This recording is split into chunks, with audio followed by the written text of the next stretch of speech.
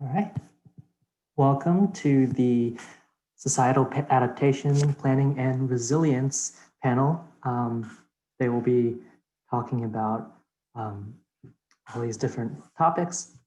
We've got an exciting slate of great panelists coming up. But first, I'd like to introduce our moderator. Kate Boycourt is the Director of Resilience at the Waterfront Alliance in New York and Campaign Director for Rise to Resilience, a multi-year campaign and coalition for regional resilience. Thank you, Jonathan, and thank you for having me. I know Julian and a number of others worked hard on this conference, so I'm really excited to be part of it. And virtually joining my old school, and formerly it was called FES, so I'm adapting to the new YSE and just very excited to see an amazing set of students working on adaptation, as well as a lot of the other environmental issues that you've been working on for a long time, and really thinking about the urban context as part of that. So I was really excited to join this panel and have a great set of panelists to talk with today. I'm going to share my screen just for a little bit of stage setting as we get started. And in doing so, I will, let's see, all right, can you see my screen, Jonathan? Great. Yep. I will not leave the meeting. That would be catastrophic.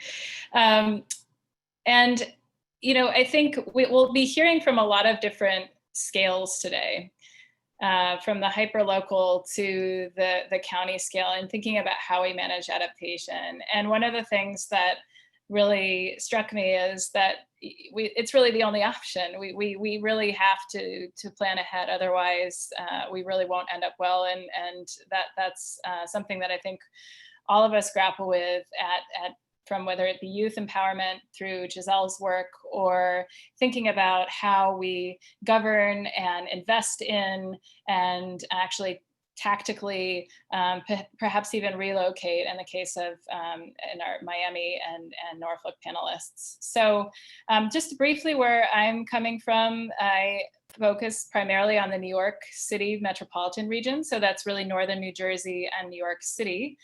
And our organization is a nonprofit organization that has been working on public access and to the water and from the water, on resilience to sea level rise and climate change, and making sure that we have a thriving maritime and diverse uses of our waterfront for generations to come. We particularly have been focused on this issue, as you can see in this photo of Rockaway, actually, which Giselle will be talking about a little bit more, on bringing together from government to community to private sector and beyond, different voices to essentially build a platform and campaign called Rise to Resilience, which I'll share a little bit more about later, for federal, state, and local change from both policies and investments, as well as design guidelines for how we can do better. But to set the stage, because this is a national conference, essentially, we've got many different regions represented. I just wanted to share a few stats of the problem. We have more than 40% of our population is actually in coastal counties. And right now, that's more than 40 million people actually in the floodplain. Of those, 1 in 10 public or subsidizing housing developments is in the floodplain, which leads me to the next point, that the way that we respond to disasters and the way that we've done land use planning has led to and mirrors a lot of the inequities we see throughout the country. We also know that every year we're losing 80,000 acres a year, and that's a NOAA report. But I think that as planners and environmental scientists and others, it's really important to remember that we're not just talking about these stats. We're talking about our culture. It's Nathan's Hot Dogs in Coney Island. Is at risk. It's our home, and this is actually tidal flooding. You can see what we call sunny day flooding in Broad Channel, Queens, in New York City.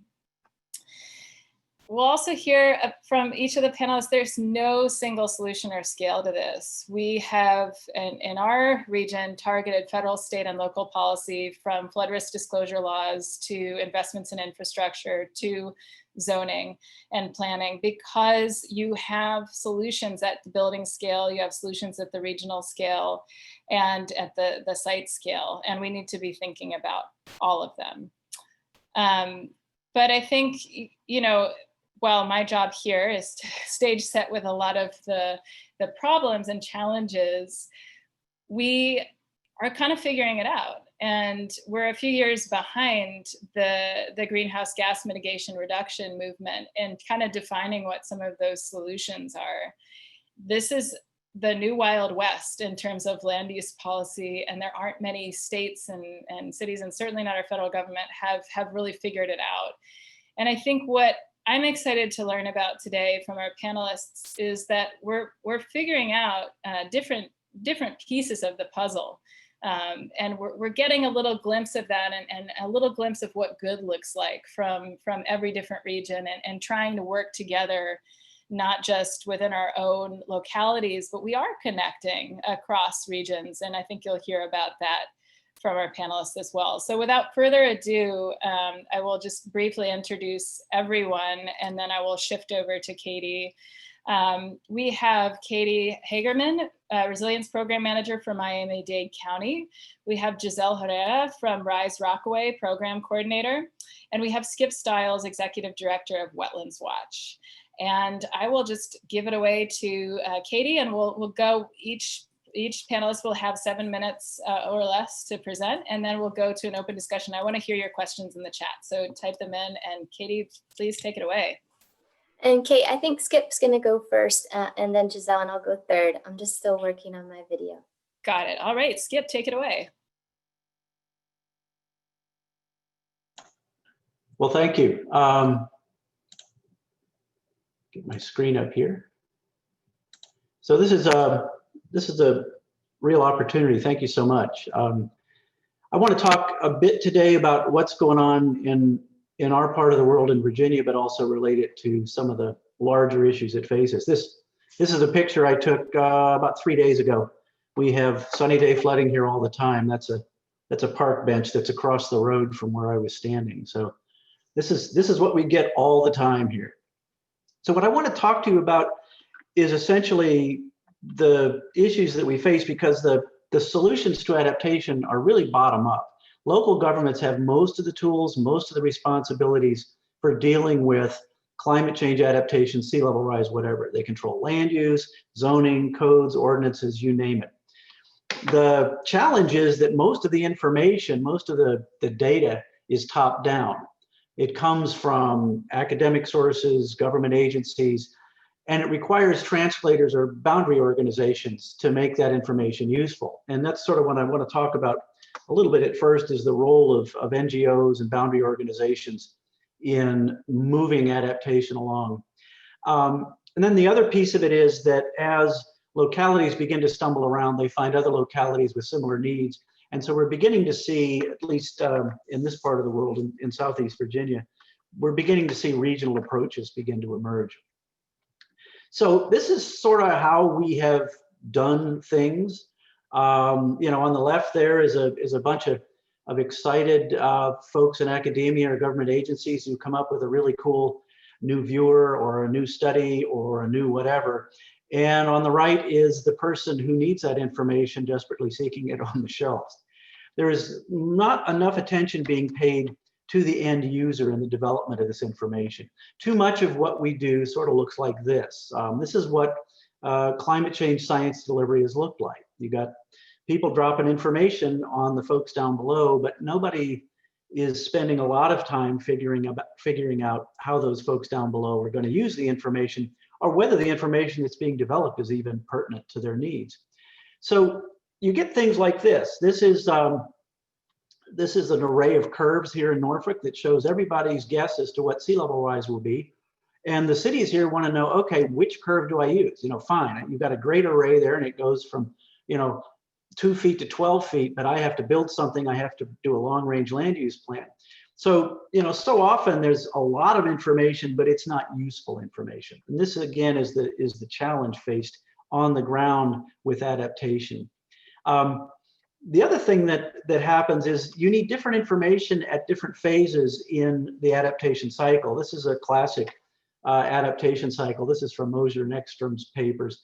But the stuff that you need to sort of a locality needs to assess the problem is different than the information they're going to need to actually do the planning, and certainly a lot different than they need to do in implementation. It goes from large scale to medium scale, and during the implementation, you actually need parcel scale information about what's going on. So the information that's needed is at different scales depending on where the locality is in its adaptation cycle.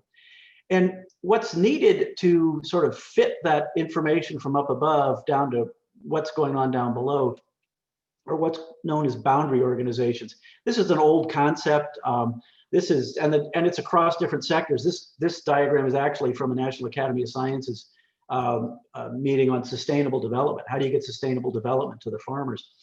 Much of what we think of in boundary organizations, think of agricultural extension. The user, the farmer, has a problem. They go to the ag extension agent who goes up to the land grant college, and they develop the solution and bring it back to the farmer. So boundary organizations are trusted organizations that act between the producers and the users, act as translators. And in an ideal situation, what you get is actual co-production of information, where the user of the information is sitting down with the producer of the information, and they're developing the kind of information at the time they need it, so that adaptation can be advanced much more quickly. So we act as a boundary organization. Wetlands Watch works with local governments almost entirely. We've been doing this for the last 12 years. We work throughout Virginia, but most of our work is in coastal Virginia. And we sit down with local governments and find out what their problems are and try to solve them. So an example of this is, everyone's talking about the need for nature-based adaptation approaches. When you get down to the end user, you find out that there are two big sets of problems that are acting as barriers to these practices being put on the ground. There's a set of barriers that are in the policy realm, and those are starting to be worked on. We're beginning to break down the barriers in FEMA, for example, in the way that they count nature-based solutions, the big funding agencies, the Corps of Engineers, and the rest.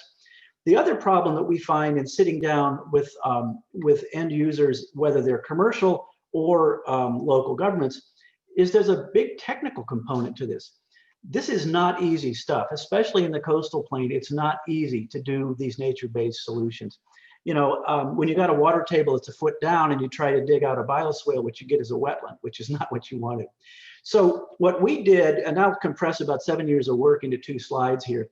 We detected this problem, and we held a number of meetings with the landscape professional sector and local governments, and we came up with an approach that is, in this part of the world, the Chesapeake Bay Landscape Professional Program, and it's a training and certification program for landscape designers, installers, and maintenance companies.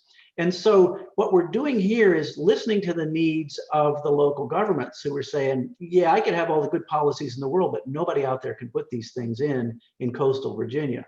And so we're now up to having trained nearly 700 landscape professionals. It's a program that's going in both Virginia and Maryland. Actually, we, at the request of some folks in New Jersey, we've just opened a program up in New Jersey. And so, this is an example of the kind of feedback that you get from the user to the information producer when you have the boundary organizations at work. The other thing that we're seeing is that these local governments stumble around and bump into each other. We're beginning to see regional approaches occurring. And it's not just with sea level rise, it's across a range of problems. So this is another issue that we've got in Southeast Virginia, is rainfall intensity. And this has prompted localities to begin to interact with each other and go, hey, have you gotten an approach to the rainfall problem? Because we get rainfall in Norfolk, but we're also getting it 2 or 3 cities over. And so the 17 cities down in Southeast Virginia have a planning organization, and they have bound together and begun to work on these problems regionally. Using this regional organization, the logo for which is on this slide, the Hampton Roads Planning District Commission. And they've begun to develop these solutions jointly. So this is that dizzying array of curves that I showed you a while ago. The localities in this region got together and voted unanimously on these recommendations. It basically follows the NOAA intermediate high curve, but they have developed their own approaches to it to make sense of the data that was coming to them and putting it in a local context. They're working now to move ahead with a whole nother set of recommendations. They're trying to develop new rainfall standards. They're recommending that the localities regulate not to the 100-year floodplain, but the 500-year floodplain. They're developing a whole set of new sea level rise and rainfall modeling for stormwater systems. They're recommending a 2-foot freeboard everywhere in the 17 localities in the region. And they're using a whole lot of new sea level rise and updated rainfall intensity, duration, and frequency data in long-range plans. So this is an example of where the localities are beginning to develop their own solutions. And I will end with this and be happy to take some questions later on. Great, thank you, Skip. And I do not see a question, but I have one for you, luckily. I happen to know that Wetlands Watch is actually leading a number of different working groups. I love that description of essentially a lack of user experience design, which we see from the practitioner and community angle all the time in our region too. And your organization, I know, is developing work groups to develop templates for other things like rolling easements and going beyond just that boundary to kind of building consensus. I'm wondering if you could talk a little bit about that work and why you took that angle. Yeah, we sort of moved beyond adaptation to retreat because we're so low and soggy. And we wanted to see if there were ways to expedite that process using land trusts. Can you put a piece of land in a conservation easement, get the person the tax credit to put a little money in their pocket, and then take the property when certain triggers are reached, remove the structure from that property. And so what we've done is we've convened a national set of 6 working groups to help develop these ideas, because no one's tried this before and there isn't a whole lot of experience with it. So, you know, it's something that we're trying to tap land trusts across the country and localities across the country. We actually have found 2 localities in Mississippi that have done this before. And so we're using these working groups to try to solve this problem of how can you get people moving in the direction of the upland, basically facilitate retreat. And it's an interesting process. We're in year 2 of it and we'll see where it goes. But we have managed to tap a national group of experts and hope to have some solutions on the table in a year or 2. Great. Well, we are thankful for you convening those panels. And I'm going to Kevin Doyle. You're a VIP here, but I'm going to ask that Skip, if you can respond to Kevin maybe in the chat. He has a question for you, and shift over to Giselle Herrera from Rise Walkway just because of the time. So Giselle, take it away. Thanks, Kate. Let me get set up here. All right, can you all see my screen all right? Fantastic. So hi, everyone. Like Kate said, my name is Giselle Herrera, and I am here from Rockaway Initiative for Sustainability and Equity, also known as RISE. And I'm happy to be a part of this panel where I will be presenting work our organization has done to address climate change issues and engage the Rockaway community towards action. The Rockaway Peninsula, as some of you may know, is an 11-mile long stretch of land located in the borough of Queens, New York. And the Rockaways, as we call it, is a socially unique area where about 1/3 of the population living in these communities is foreign born. And looking more closely, you can also see a big difference in where people live and distribute across the peninsula. And you can really see that in the east versus west comparison. And the Rockaway Peninsula is also an ecologically unique part of New York City. And RISE, as seen, or not really seen, as circled there in that pink circle, it's literally in the middle of it all. On one side of the peninsula, there is Jamaica Bay Wildlife Refuge that serves as an important breeding and spawning ground for horseshoe crabs and native diamondback terrapins. While on the other side of the peninsula, we have Rockaway Beach, which is home to a piping plover nesting area and is often visited by breaching humpback whales. As a community-based organization in this socially and ecologically unique part of the world, our mission at RISE is to inspire a sense of stewardship in Rockaway residents. And we achieve this through a variety of ways, most of them being civic engagement and youth development programs that, like Kate mentioned, that advance social equity and the physical well-being of this coastal community. And most of our work is based out of our community center, as you can see in the lower left-hand corner, which was actually once a firehouse. And once we acquired it, we constructed it so that it could serve as a resilient space. And for example, this elevated design is intended to withstand a world that's being impacted by climate change.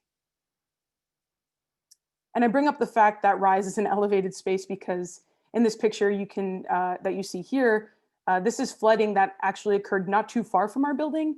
In fact, these flooding events are fairly common in the Rockaway community and to those that live there. And with that being said, today I'm going to focus on the ongoing effects of climate change that we experience consistently in the Rockaways. Climate-driven changes, as we all know, have resulted in increased coastal flood risk. And you can see that very vividly here in these pictures. On the left, you can see dry weather flooding that happens several times a year when tides are at their highest, like during equinoxes or full moons. And what ends up happening is the tide water from Jamaica Bay rises through the storm drains, and these really intense flooding events occur in several locations throughout Rockaway, including right in front of our building, which is where this picture on the left was taken. And as a result of both inadequate infrastructure in the Rockaways and also sea level rise, we get these pretty intense flooding events. But no matter what, the people in the community are fairly resilient and find ways, as you can see on the right, to get to school every day and do their thing. In the Rockaways, having to walk through floodwater to and from Rise, or even to and from one's house, is completely normal. Another example, having the public bus skip your stop because they don't feel like waiting in a puddle because it could be damaging to their engine is incredibly common. But these are just some of the daily hardships that the public in our community faces.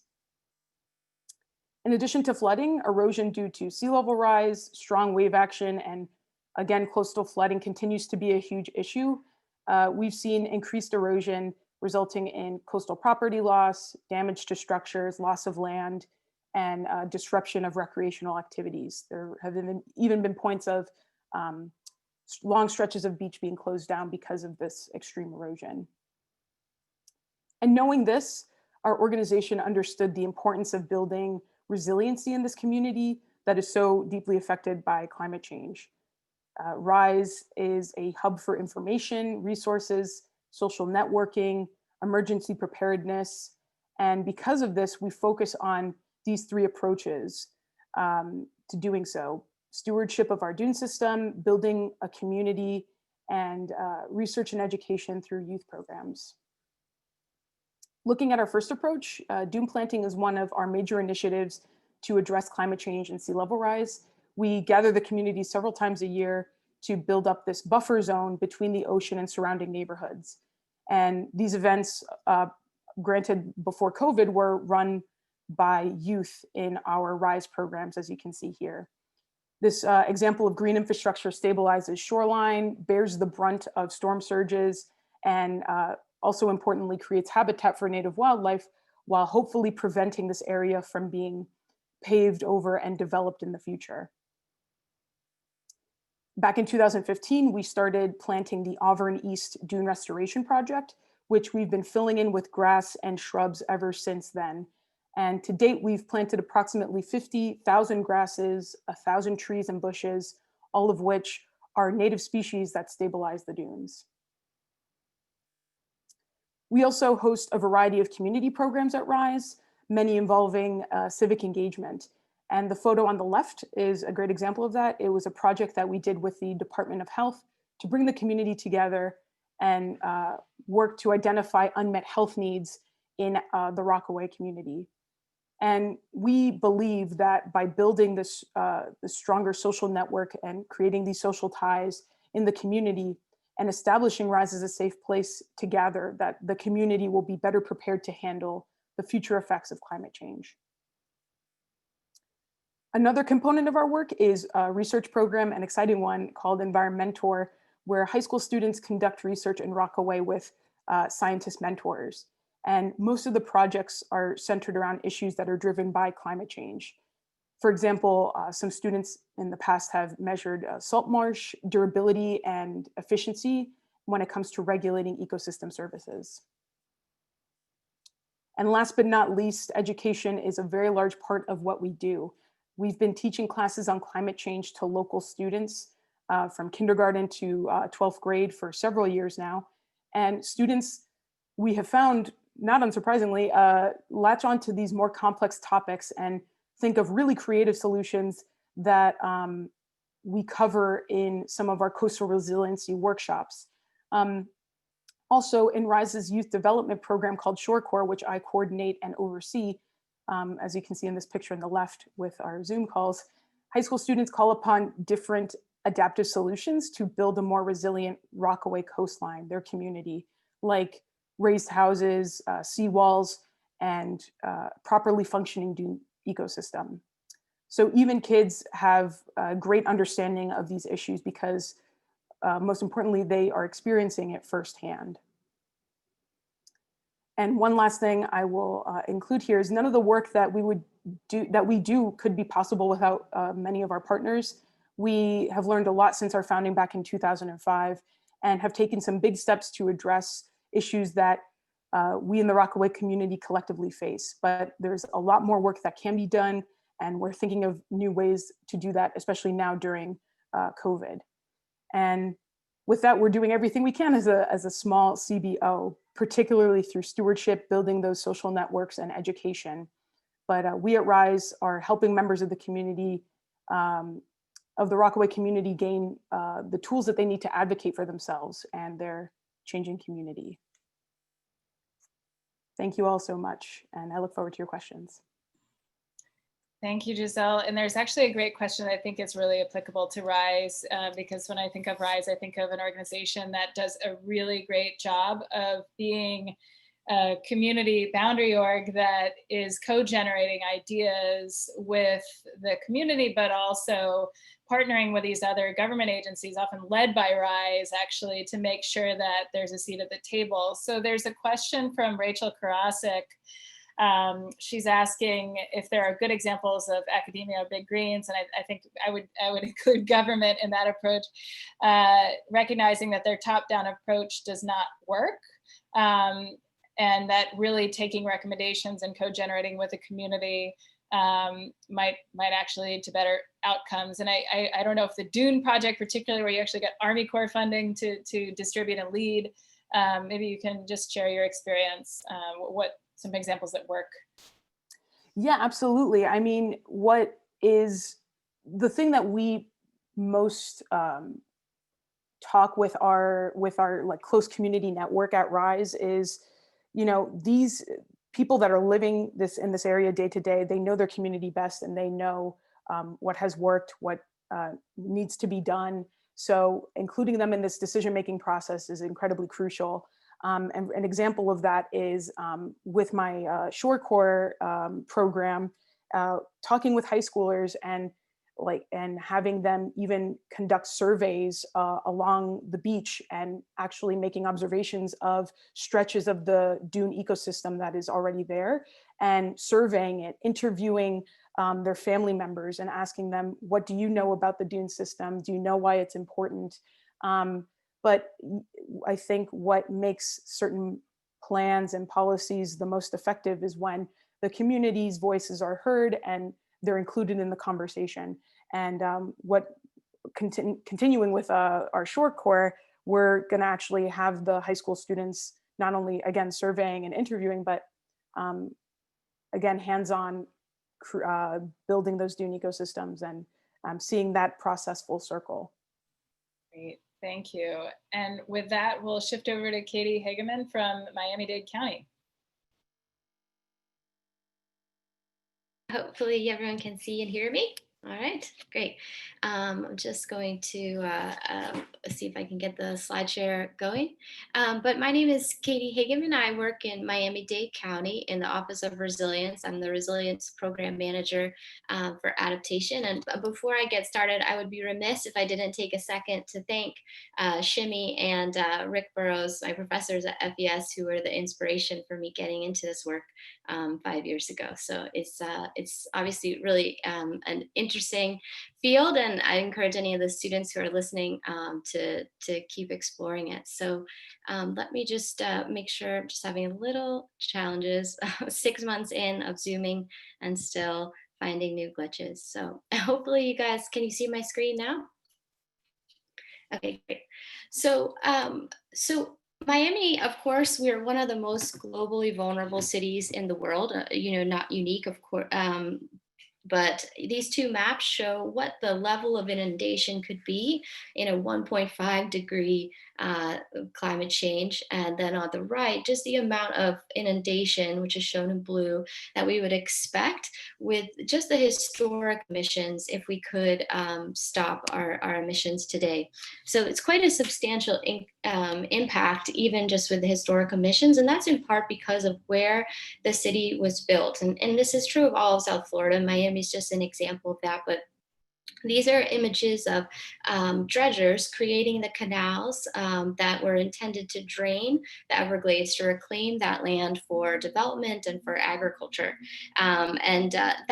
That huge public works project, which I'm sure many of you are familiar with, which really transformed the Everglades, was intentional to create opportunities for development, and was successful in the sense that it dropped the water table by several feet and allowed an ecosystem, a landscape that looked like what we think of as our modern, our present day Everglades ecosystem, which looks like this, to transform a landscape like this into Miami International Airport, vast amounts of suburbs, and much of South Florida development. So we've seen, I think it's important to keep in mind in the context of sea level rise, the really hard to get your mind around the level of landscape transformation that has happened in South Florida just over the last 100 years or so.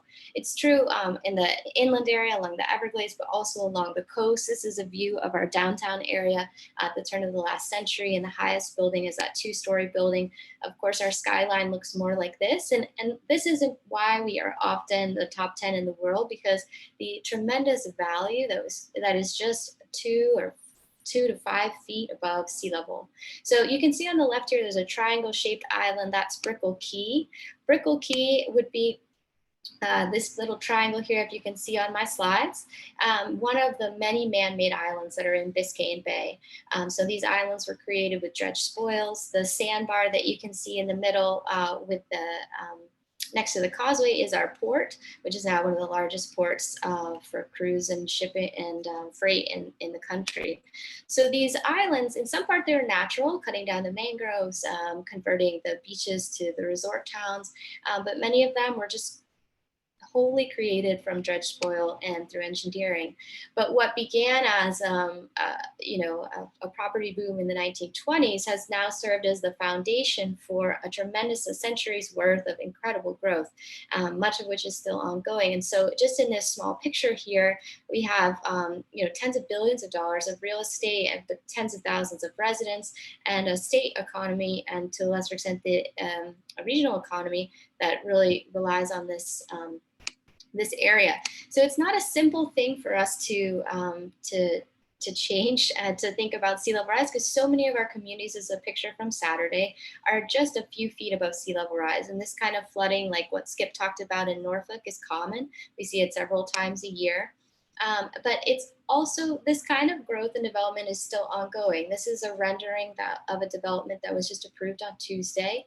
More than $1 billion worth of development, transforming what is currently a sort of surface strip mall retail into a very dense community, and creating a new channel and waterfront amenities, and significantly upzoning significantly increasing the density in this coastal area. So this kind of growth is still very much ongoing in Miami, and also in other cities around the world that are coastal and facing the sea level rise. But knowing that we're starting from a place where this kind of flooding happens just at high tide, many of our areas are just a foot or two above our highest tides or above the groundwater table. How can we accommodate 2 extra feet of water, which was what we're expecting in the next few years? And we do that in part by looking back at our historic landscape and seeing that that's still our high ground. Those brown and red areas are a little bit higher than some of our others. And that's also historically where the railroad was laid, where our historic African-American communities are, where our other historic districts are. And so we can look back at that history, and then we also see that reflected as we look forward at the sea level rise maps. And we see that same pattern of islands of high ground interspersed with flooding risk in areas that traditionally was where the Everglades flowed through the coastal ridge and connected to Biscayne Bay and to the Atlantic. So for our sea level rise strategy, it's based on this idea of breaking our community down into these different typologies based on work from Liz Plater's Professor Zyberg. And so, because each of our areas has really different risks, our islands face waves and hurricanes and sort of different threats than our sloughs, which are those low-lying areas that cut across the ridge, which face multiple flooding hazards. So for each of those typologies, like this is an example of our sloughs, this type of area is at risk, of course, of tidal flooding, but also rainfall flooding, rising groundwater, and it has to have its own approach as we think about adapting. Here we have a blessing and a curse in that our ground is very porous. So our groundwater flows relatively freely, and we can't use walls that have been used in Holland or New Orleans to adapt. And we also have water on all sides. That was part of the foundation of the city, but the Everglades used to flow through. We're still in a tropical environment where we can get, as we have this week, more than 5 inches of rain just in a few days. So as we adapt to sea level rise, we have to consider that we have water on all sides, and our adaptation has to match that. We also are here sort of by the grace of an extensively engineered landscape that's still very actively managed 24 hours a day. Humans are shifting water between basins and canals based on the rain and the forecast. And that system was not designed with sea level rise in mind, and it has to do many things: provide water to the Everglades, protect our freshwater drinking from saltwater intrusion, and that requires keeping freshwater levels relatively high inland. But that also comes with a risk of inducing flooding. And so as we think about sea level rise, you have to totally reimagine how this kind of system could work, and also now with the knowledge that we have to do better in terms of its environmental performance. So for our sea level rise strategy, we have 5 adaptation approaches, and I don't have time to go through them, but the intention with these is to provide relatively simple narratives and visuals so that our community can participate in the conversation about how to adapt. Because as others have alluded to, there's the technical component, but really it's an urban planning issue. And we really have to work with our community members to just help them decide how do they want to change their community in light of sea level rise and climate change. And so our strategy is based on providing the imagery, the language, that enables people to have these conversations. And we're doing that at a smaller scale. So the county is huge, we're the size of Rhode Island. So we're scaling down to have adaptation action areas where we're looking at the scale of a neighborhood and can work a little more closely with our residents to help them talk about how they want to adapt. So these are all kind of constructs. There's not but the intention is that by having that framework, we can start to have a conversation about what changes they're willing to see. And so one of the approaches is to continue to build on fill, as Florida has, raising roads, raising seawalls. That's what they're doing in Miami Beach. And that involves mining material from the west and then bringing it over in a kind of cut and fill landscape that built all of Florida. And that's something that we technically can do, but of course has many drawbacks from an environmental perspective. Or we can go up like the Florida Keys and have learned to live with water in a different way, build on high ground where we can. Or expand our green and blue ways. I personally don't really like the word retreat because I don't think it helps in getting done what we're hoping to get done, and I don't think it's helpful for the residents who live in those flood-prone areas. But the idea here is that we know that we need to make more space for water. So how can we do it? And part of what we can do is create public spaces, more amenities, and more space for water. So that's what this approach is about, in making that space, but also providing options for homeowners or property owners who want to move out of flood-prone areas to be able to do so. We have a lot of examples already. The last point I'll make is I'll just say that we have a lot of actors. While we could make a plan in our office, like with any other sort of planning effort, there are a lot of actors. So concurrently, the Army Corps of Engineers has a proposal for a large wall and surge barrier system with an intention to prevent storm surge damage. And while we can weigh in and kind of participate in these kinds of processes as we're the local sponsor, it's not easy to shift all of these sort of institutional approaches and different agencies coming with different goals and different scopes of work at different times. So a lot of the work of adaptation is really trying to, just like urban planning, but trying to get a cohesive vision, trying to get the pieces to fit together in a way that works for the community and aligns with other goals. The last thing I'll say is that we also know already that our ecosystems provide the best way to both adapt and mitigate to sea level rise. And that's something that we think has been really underutilized and could be taken advantage of a lot more. So with that, I'll stop and turn it back over. Great, thank you, Katie. And I love that photo of the mangroves.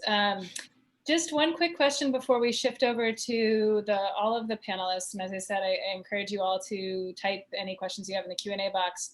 One of the challenges that I think cities face and counties and really anybody dealing with land use is thinking about what time scale to sort of think about for these solutions. I'm just curious how you think about that from the county perspective of planning and design and regulation. Mm-hmm. Yeah, I think it's different in every project. I think when we're talking about infrastructure and we're talking to our peers, building something, we're trying to be really intentional. How long is this designed to last? What is the purpose? Is it a hospital or is it a park space? And then basing that time horizon depending on what the infrastructure is. For the community outreach in this particular project, we've been talking about 2 feet of sea level rise and talking about that could come very soon, 30 or sooner years, or hopefully more like 40 or 50 years. But nevertheless, we know that we need to accommodate 2 feet of water, and that's a lot. And even making those kinds of changes, I'll just relay an example. I had a meeting with planners, all professionals who work on climate, and I asked them, on your street, what kind of changes would you be willing to make space for 2 feet of water? And when around the table, there wasn't a lot of answers, and then one person was like, I'd be open to bioswales. And and bioswales are great, but when we think about 2 feet of water, it's just not enough. So even thinking about 2 feet is a lot for people to get their minds around, and we're using that as a way to start the conversation. But of course, the sea will not stop rising at 2 feet and could be as much as 6 or by the end of the century. Well, thank you for that. And with that, we'll just shift over to the full panel. Katie, if you can shift to the screen, stop screen share, and we'll shift over to everybody. And I have a question for the panel, and then I'll just get to any from the audience. We have tremendous challenges at every single scale. And I'm wondering if you can talk a little bit from your experience what the opportunities and barriers are to how climate adaptation is managed now and what it could be. How can these scales better work together to address this problem? And I'll start off with Skip. Well, for us, I mean, we have the highest rate of sea level rise on the East Coast here, relative sea level rise, because we have a lot of subsidence. And so where Eastern coastal Virginia is pretty much, we're sort of over the arguments about sea level rise, not sea level rise, what's going on, to, all right, fix it. There are a lot of wet, angry people looking for solutions. And so localities here have moved pretty aggressively. The problem now is the money. And there just is not enough money. Back to the envelope guess is about $40 billion in coastal Virginia just for individual property. That doesn't count government, federal installations, whatever. So you know, you look around and there's just not enough money. I mean, the Corps of Engineers has a $90 billion, $100 billion backlog now. They get $2 billion a year in appropriations. FEMA is not a viable place to get the money. There's some work going on here with green bonds, but they're still very, very tentative. Local governments are really suspicious of those. They're reluctant to sign on to performance standards they can't meet. So the big deal now is the money. The plans are coming in place, but where we're going to get the money, I have no idea. Any other thoughts on that? Yeah, I very much mirror what Skip is saying about funding and having those monetary resources available. I know fairly recently in New York, the Governor Cuomo decided to take off a very big amount of funding off of the November ballot, the Restore Mother Nature Act, and that is no longer going to be on the November ballot to be voted on by New York residents. And I think that was about $33 billion worth of funding potentially to a lot of different organizations all over New York State that, especially for RISE, what would have been great was for flood mitigation actions.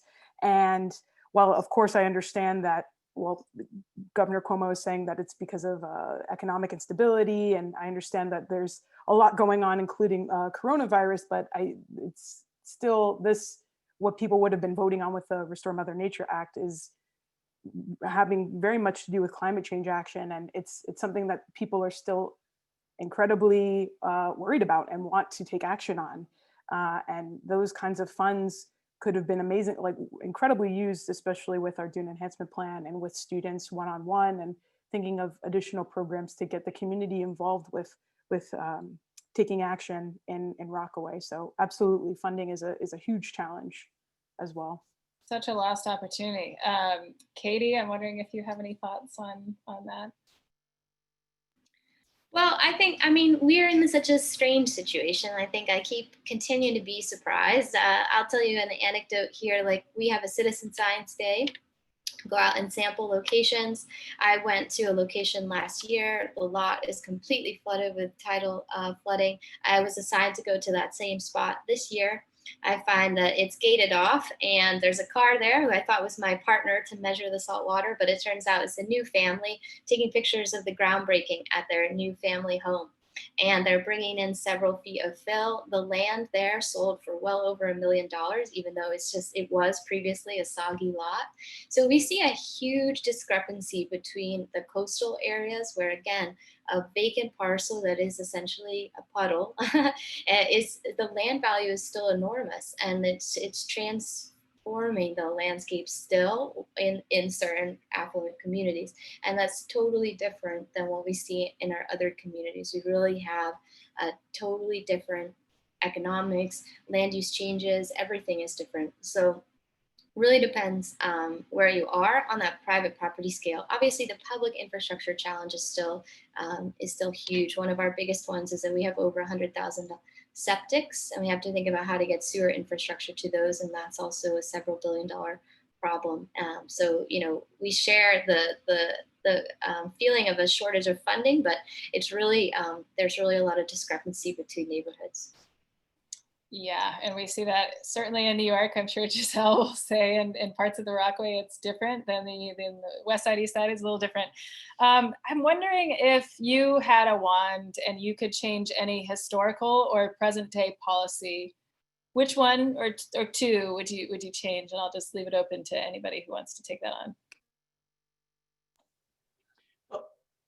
I'll jump in real quick. I had a first career working in politics in Washington, and I think changing the statutes that we have that affect the coastal environment from retrospective to prospective, in other words, putting future conditions into those statutes, would do a great deal. I think, you know, Obama tried this with his executive order, and it was Scotch trying to put a new federal flood standard in place. And I think that's exactly what we need. And it needs to extend not just to the direct federal spending programs that Obama had proposed. It needs to extend to other programs. For example, you know, you can get a VA or a HUD loan on the soggiest piece of property in the world because VA and HUD don't care, A, if it's flooding today, as long as you can get flood insurance, and B, what it's going to look like in 20 years. And so beginning to put those prospective aspects into all of these programs, I think would do a lot to switch, flip the switches in the right direction. Such a great point, and great plug for federal legislation that's in play right now and bipartisan that would sort of reinstate that priority of a federal flood standard. Representatives Zeldin and Price are pushing that in Congress right now. So that's one to watch that does incorporate future flooding. It doesn't say sea level rise and climate change, but it says future flooding. And that's good enough for me. Shift it over to anybody else, a magic wand. I would go and say, echo that I think during the Obama administration, the idea of moving to having competitions like Rebuild by Design or the National Disaster Resilience Competition were a way to sort of shift from just in the wake of a disaster, building back what we had, but trying to use that as a moment to think through how could we do things differently. And I think, unfortunately, natural disasters are such a huge part of our lives now. But I think for me, that's like the most important era, most important time to try and fix that, because it's really broken for the residents. So our residents who are hit by Irma are still waiting for relief 4 years later. So it's not working right now. And even as intended to just build back as it was won't work, obviously, long term. So I think as much as we can introduce more flexibility and a different way to get funds to the local governments in the wake of a disaster, I think that would be very promising. Great. Giselle, any thoughts? Yeah, and I'm going to sound a little bit like a broken record, but I think the Restore Mother Nature Act was, if we could have brought that back onto the ballot in some way, if I had that magic wand, would have been like groundbreaking, because it felt like almost the rug was taken under from us. Everything was set to go, and there was, I know at Rise, people knew about it and people were really behind it, and were looking forward to some really important work that could have been done in their community and all across New York State. And I mean, Rockaway historically has been a forgotten part of Queens, and to get this kind of spotlight and importantly funding to potentially work on a lot of different projects was huge for a lot of people. So hopefully in 2021, it's on the ballot or after in the future, but absolutely looking back at that really important climate change action would be huge. Great, and right there with you. Full disclosure, Rise and Waterfront Alliance are in coalition together, fighting for that amongst a number of other policies. I have a very specific question. It's a hot topic right now for Katie. Wondering if you can, this is from Sam Horowitz, speak to Miami's experience with parametric insurance and catastrophe-free bonds. What purpose do they serve? Are they useful, and for what? Yeah, well, the parametric insurance, as I understand it, is essentially a trigger-based insurance. So if we get, let's say, water levels above 4 feet, that's the trigger mechanism for a set payout in advance. Or if we get hit by a Category 2 storm, it's a set trigger. Our school board has a policy like that to help them recover in the event of a hurricane.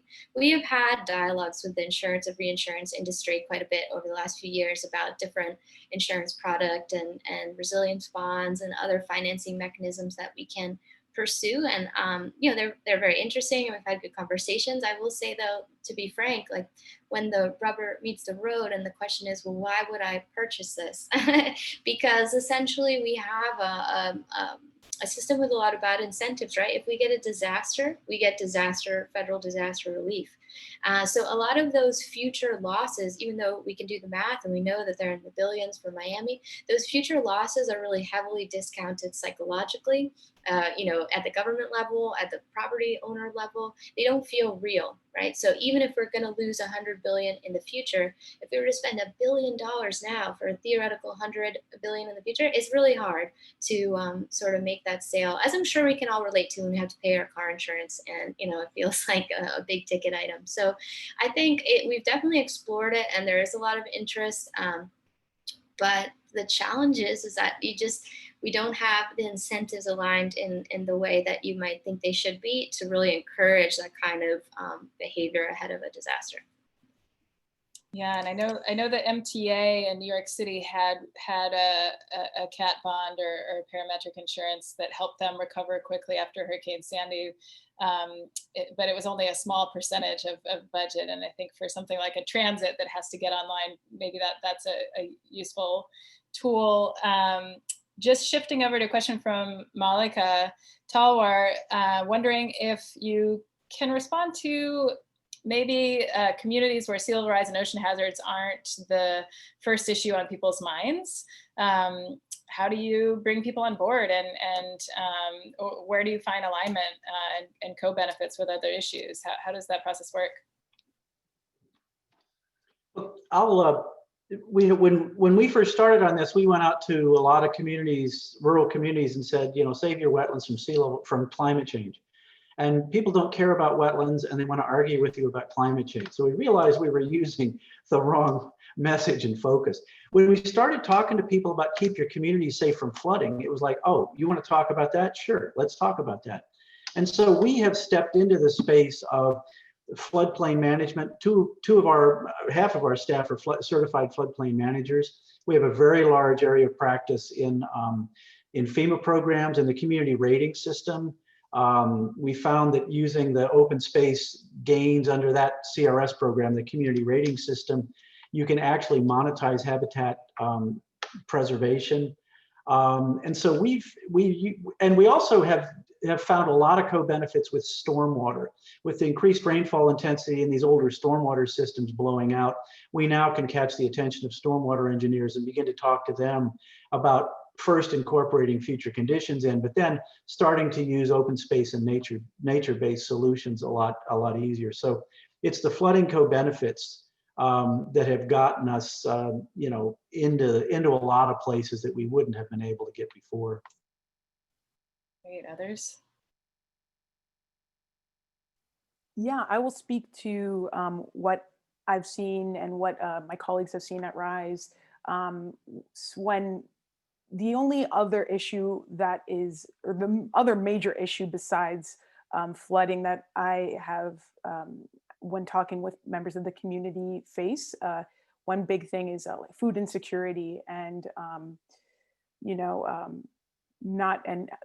the Rockaway can be considered a food barren because of, again, how far away the peninsula is from a lot of major roadways. So once we kind of addressed that issue that was immediately on people's minds, like almost like Maslow's hierarchy of needs, like we have to take care of people's food and water, and then we can think, I guess, about safety and shelter.